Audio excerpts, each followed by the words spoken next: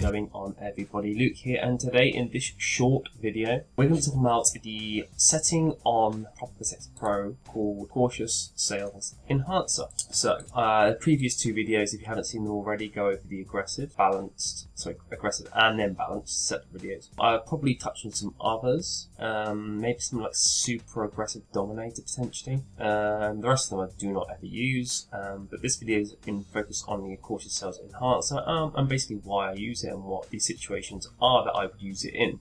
So for this setting, I've given you this example of this Moana doll, Disney. This is an old listing that I used to sell, bought from, Disney store or something like 3 years ago. I don't know what I bought it for in the end, I'd say it's 10 quid, something to say. But you can see that my min-max back in the day was 16 and 19 quid. So you can kind of get a rough idea of what it was selling for because you can see my old min-max, yeah? Now what you want to do is if you jump into the listing, when we look at this listing, okay, obviously right now it's a very old listing, there is hardly any sellers for, a handful of sellers. And if you go back on the history, you can obviously see, when was this, 2019? So yeah, 2019 was the year basically to sell this product, and it was selling around $16.99, a little bit up here at $18, $19. But you can see that it links very closely into my prices. Now, at the time, I don't know what setting I was using. I don't even know what the price I was using. Definitely wasn't ProfitProtectorPro. But a good example would be that I just got some Lego back from Amazon. They found it after like 3 years, and I have two units. And now it's very similar to this situation. There's hardly any sellers and the price is a lot higher. Okay, well, think about it. If you are trying to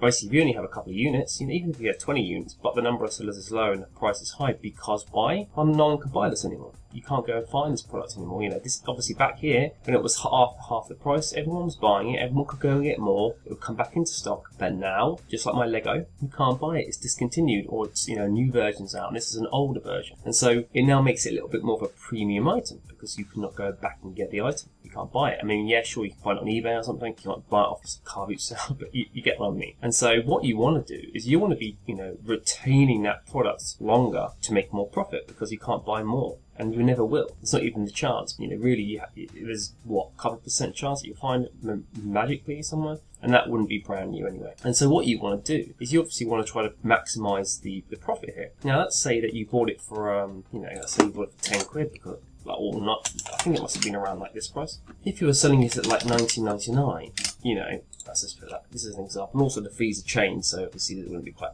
applicable, but you might be like, oh, that's still good profit, I'll take that. But obviously you can see that if you had taken that kind of profit around there, well, actually now it's selling for $29.99. Again, we don't know if it's selling, but you can see the number of sellers is dropping, so I would say it's probably doing something, and obviously now we're looking at $29.99. Obviously it's £10 profit, and so it's like, obviously you don't want to hold it forever to make a little bit more profit, but if it's worth holding for a little bit longer, let's give it a month to sell. I bet you can add an extra, you can up price by a tenner. The example of my Lego that I just mentioned, I don't know what I bought it for actually, because it was like literally 4 years ago, but I could put it, instead of selling it at 99 quid, I could sell it for $129.99. wait for Q4. Yeah, it's a couple more months, and I might pay a couple of quid storage fees, but I'm selling it for £30 more because it's a discontinued line, and I want to maintain that premium because I can't buy anymore. Obviously at some point I want to get rid of it. I don't want to hold it for a year, but I also don't want to get rid of it tomorrow for a cheaper amount, because obviously the cheaper it is, the more likely it is to get bought. So on here, Cautious Sales Estimator, if you read